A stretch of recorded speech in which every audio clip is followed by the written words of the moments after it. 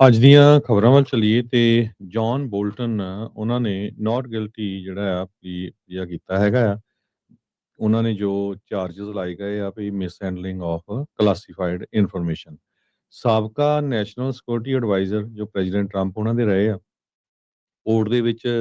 ਉਹਨਾਂ ਨੇ ਆਪਣੀ ਜਿਹੜੀ ਆ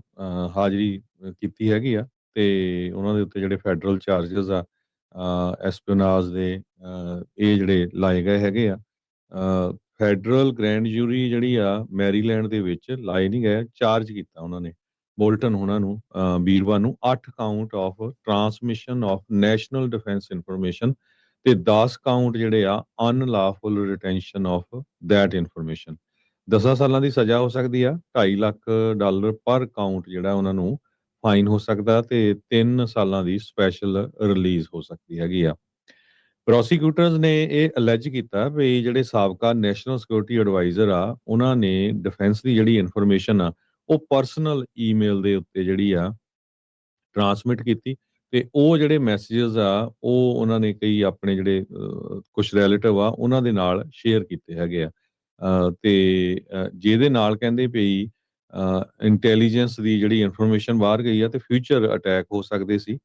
ਫੋਰਨ ਐਡਵਰਸਰੀਜ਼ ਵੱਲੋਂ ਤੇ ਫੋਰਨ ਪਾਲਿਸੀ ਰਿਲੇਸ਼ਨ ਦੇ ਉੱਤੇ ਇਹਦਾ ਜਿਹੜਾ ਕਾਫੀ ਜ਼ਿਆਦਾ ਅਸਰ ਪੈ ਸਕਦਾ ਸੀਗਾ।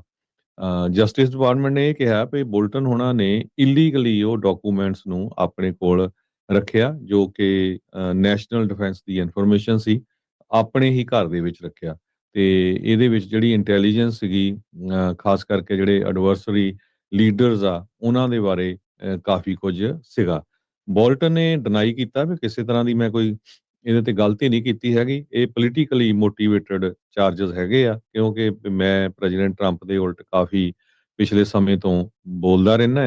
ਆ। ਇਸ ਕਰਕੇ ਜਿਹੜਾ ਆ ਮੇਰੇ ਪਿੱਛੇ ਜਿਹੜੀ ਜਸਟਿਸ ਡਿਪਾਰਟਮੈਂਟ ਪਈ ਹੋਈ ਹੈਗੀ ਆ ਤੇ ਕਹਿੰਦੇ ਭਈ ਹੁਣ ਮੈਂ ਇੱਕ ਤਰ੍ਹਾਂ ਦੇ ਨਾਲ ਲੇਟੈਸਟ ਟਾਰਗੇਟ ਹੈਗਾ ਜਸਟਿਸ ਡਿਪਾਰਟਮੈਂਟ ਦਾ।